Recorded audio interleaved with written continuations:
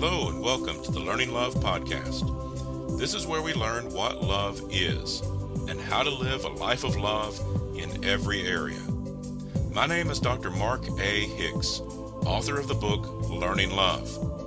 Love can be practical, tangible, and a realistic life for everyone, regardless of your relationship experiences so far.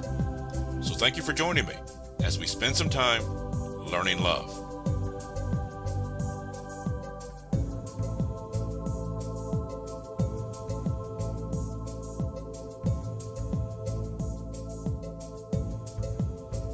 Love is the answer. Now all we have to do is explore all the questions. And today's question is, what about hope? Hope is an important concept, particularly when we're going through difficult times, particularly when things are dark. We need to understand the concept of hope. Even when things are going well, hope can have a lot of benefits in our life when we are actively practicing it, even during good times. But it's important to understand what it is. Hope is not just wishful thinking. If we say things like, I hope things get better in my family, I hope our marriage is in a better place next year, we're using the word hope, but the question is, are we taking the action that hope requires? Hope is an action verb. Hope requires action. Otherwise, we're just wishing. Or let's imagine, for instance, that we're having financial issues and we go buy a lottery ticket and we say, I hope I win. Well, we're using the word hope, but we're really misusing it. That's not hope. That's just wishing. You've got a 1 in 10 billion chance or whatever it might be. Yes, theoretically, you could win and that could change your financial situation, but it's really not likely to happen. And hope is much more than that. Hope is a real concept that things can and will get better, and that there are reasons behind that hope. There are reasons we can think that. So today we're going to talk about what hope actually is. It's much more than wishing. It's more than just fantasizing that things could be better. Hope is action. Hope is realistic. Hope is practical. So we're going to look at what hope is and begin to understand the concept of hope. So in the show today, in segment 1, we're going to talk about what hope is, the concept of hope, and how it is a realistic concept, one that's based in reality and practicality. In the second segment, we're going to talk about how to cultivate it. How do you develop it? Once you understand what it is, you need to understand how to develop hope in your life. And in the third segment of the show today, we're going to talk about the benefits. There are powerful reasons why you need to develop hope in your life. You need to understand this concept and cultivate it because of the powerful benefits that it will bring. So we're going to be covering a lot of territory in today's show, but if you want to go even deeper into this subject, take a look at the work of Charles R. Snyder. He's a psychological researcher and professor that developed the Snyder Hope Theory. I found his work to be pretty fascinating as I was reading it, and so if you want to dive even deeper, take a look at the Snyder Hope Theory. But for now, let's get started talking about what hope is. If we're going to understand what hope is, we need to start by understanding that it is a cognitive process, a mental process. It is a thought process, not just an emotion.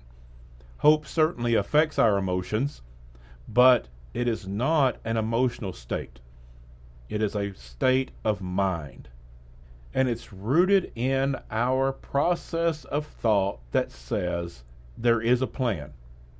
There is a strategy going forward from here.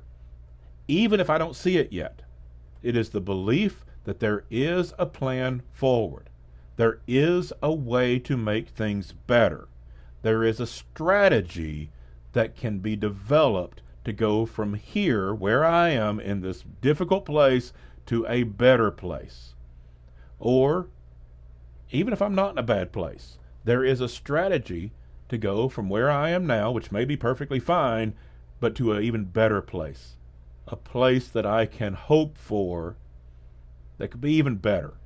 If we want to go from here to there, from where we are now to a better place in any area of our life, from our family life to our job, to improving our health, improving our financial situation, whatever our desire is, hope is that mindset that there is a way to get there. There is a path forward, there is a strategy, and then the task becomes to find that path, to find that strategy. Hope is action. It is a belief that there's a path forward, and then finding that path, and then taking that path. All of that is involved in hope. It's not just wishing. It is a thought process of finding the way forward, believing that it is there, even when we don't see it, searching for it, finding it, and then taking that path. When we have that concept, we always have hope. In every situation, we can know there is a path forward to a better place. Maybe we can't solve all the world's problems, but we can make life better. We can go from here to there. We can go from where we are to a better place. There is a strategy. There is a path to a better job, to a better family life, to fix those marital problems, to a better financial situation. There is a path forward, and believing that and looking for that path is what hope is. Now, since it is a thought process, it is a mindset, it can be developed. Our emotional state will fluctuate. Sometimes we may feel hopeless. It may feel very, very dark, but that's our emotional state. It can fluctuate for a lot of reasons. Our circumstances will affect us, obviously, but maybe we have a cold. Maybe we're just not feeling well. Maybe we didn't sleep well the night before. A lot of things can affect our emotions. Hope is holding to that concept, that mental state, that there is a way forward. And since it is a mental state, it can be developed. Our brains are really good at developing. There are these things called neural pathways. And as we develop an area of thought, neural pathways are developed to help us in that area of thought. This is why everything feels awkward at first when we've never done it before, because our brains just don't know how. But everything that we practice, our brains start getting used to. It develops neural pathways that go from a little tiny path where we barely are able to think through the process to great big huge neural path highways where these concepts become really easy. That's the way it is in everything in life. Everything that we work toward, everything that we work at, we get better at it as we practice, because our brains learn how to do these things, and after a while we can do it without thinking. If you've never picked up a basketball before, it's going to feel really awkward the first time you shoot it towards that hoop. But if you practice for years and years and years, these professional athletes, these professional NBA players, they don't even think about it. They're just in the zone. They don't have to think about how to hold their hand or how to bend their knees for their shot. They've done it so many times, their brain just knows how to do it. Their body has adapted. They've got great, big, huge neural pathways on how to shoot a basketball. It becomes second nature. That's true of everything in life. When we practice it, our brains just get better at it. And since hope is a mental process, our brains can adapt. We can begin to not only know the pathway is there to go forward, but our brains will start searching for it more easily, despite how our emotions may feel at the time. We may be pretty discouraged emotionally, but our brains will adapt to hope of looking for that solution, looking for that strategy, looking for that way forward. And so don't just go by your emotional state. Develop that mental state of hope, that belief that there is a path forward to a better place, there is a strategy, and when we develop that, our brains will look for it and start finding those pathways more easily because our brains learn how to look for them. And so the good news about hope is that it is that mental process that can be practiced. So even if you're feeling discouraged right now, even if things look pretty dark, that's your emotional state. You can start practicing hope, choosing to believe there is a way forward. It will feel awkward at first if you haven't done it before, but your brain will get better at it. And you'll start to see the pathway forward more easily in time. So start practicing the mental process of hope, the belief that things can get better because there is a strategy to get us there. So if hope isn't just wishing, it's not just a fantasy, it is a realistic, practical way of thinking, believing there is a pathway forward, a strategy to get there, and that you can find it, then how do we cultivate that hope? How do we develop that? First of all, start with small goals. If we want to go from here to there immediately, we're probably just wishing. That's probably just a fantasy. Hope is that I can take the next step, figuring out what that step is, and taking that first step, and then figuring out what the next step is, and taking that. Is that a grind? Yes. And that's why hope is a realistic mental process, not just a fantasy, not just an emotional wish list. It is the grind of believing I can take the next step and then taking that next step. Set a realistic goal. And when you achieve that, set the next one. Hope comes from knowing I can take the next step forward. And when I take enough of those, I'm going to get there. So keep your goals realistic. Take the next step forward. Don't try to do everything at once. Don't try to change your life instantly. Again, that's just wishful thinking. Hope is the realistic, practical reality that I can make it better one small step at a time and then taking that next step. However, let's not forget the big picture. As you're taking those small steps forward, keep in mind where you want to get to. Visualize that. Understand what you're working toward. No, it's probably not going to happen instantly, and that's okay. You're taking steps to get there, but keep in mind where you're wanting to get to. Let that be your motivator for the next step. Think about it. Visualize it. Meditate on it. Pray about it. Allow it to become a vision in your life so that you know why you're working so hard. You know why you're taking that next step. Let the vision of what your life is going to be motivate you to make the next right decision. And that just fuels our hope for the future that I can get there. Then, as you're taking those steps towards that better future, towards that progress, be grateful for every small step along the way. If you're in a really bad spot, you're not going to fix it easily or quickly in most cases. It's going to take a lot of good decisions, step by step by step, for a while. So don't wait till you get to the end to celebrate. And don't look at how far you have to go. That can be discouraging. Celebrate every small step along the way. For instance, let's say you have some health issues and you really need to lose 75 pounds.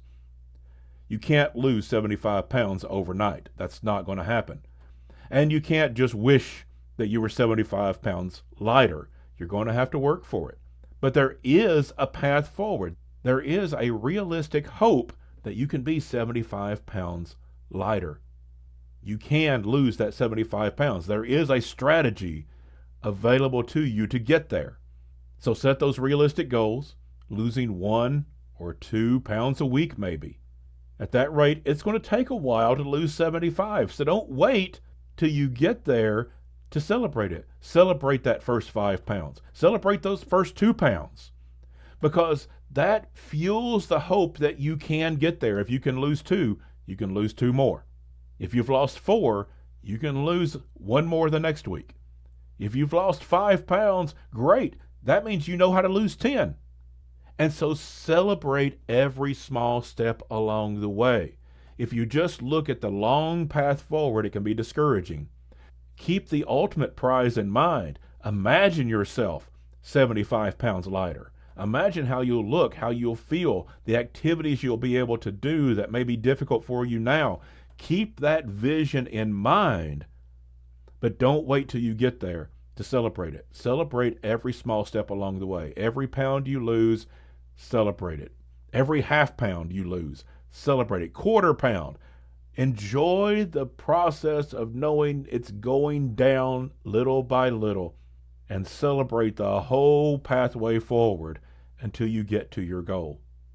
Because every small celebration fuels the hope that you can get to the next one.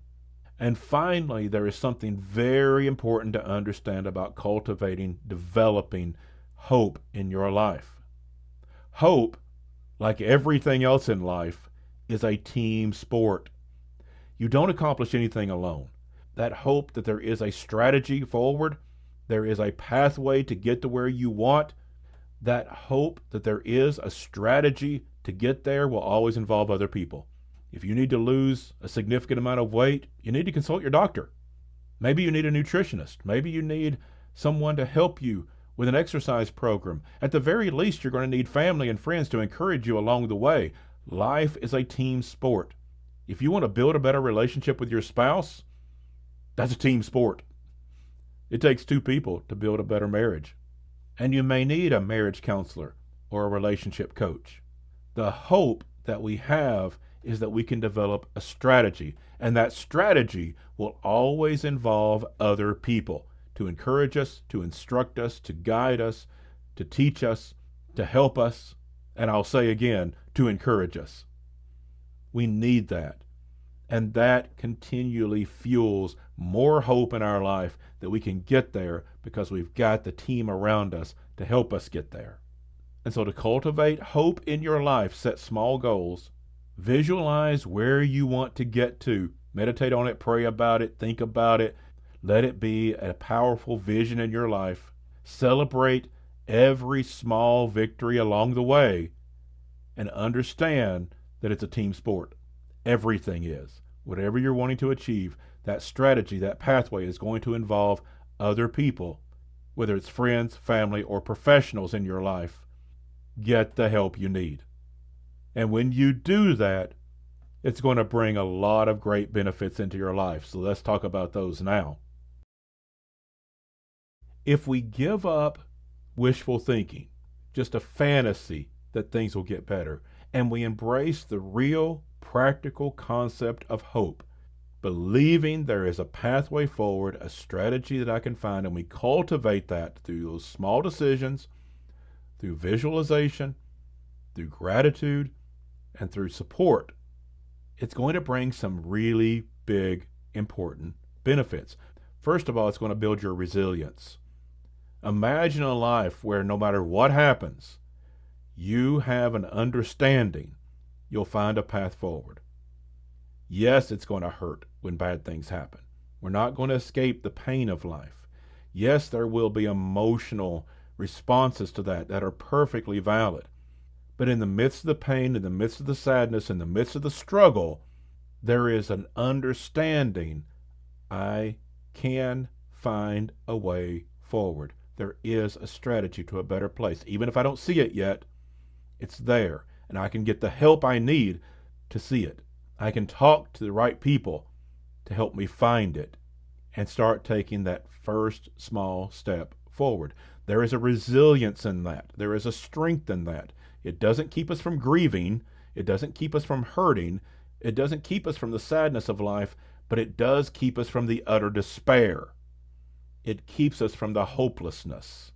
Sadness and grief are healthy aspects of life when bad things happen. Hopelessness and despair are not. When we hold on to the concept of hope, it brings a resilience that yes, I'm going to hurt. Yes, there are times in life that bring tears. That's okay. There's a resilience in understanding that I still have hope. In addition, there's plenty of good science out there that shows us that hope is good for our health. That kind of resilience, that kind of belief is good for our health. We get better outcomes when we have hope. Believing that there is a way for us to get better from this illness is an important part of getting better from the illness. Believing that we can manage even a chronic condition is an important part of managing that chronic condition. So we're going to get better results. Believing that I can lose the weight. Yes, it's going to be difficult, but believing, knowing, holding on to that hope that we can is an important part of reaching that goal. Knowing that we can build better relationships. There is a path forward. There is a strategy. I talk about that strategy in my book, Learning Love. I give the strategy for building healthy relationships. This leads to better outcomes. And this leads to better satisfaction in life, to having more of a life of well-being. It doesn't solve every problem immediately. In fact, most big problems are not solvable immediately. If we could just snap our fingers and make things better, then great, we would do that. But that's not the way life works.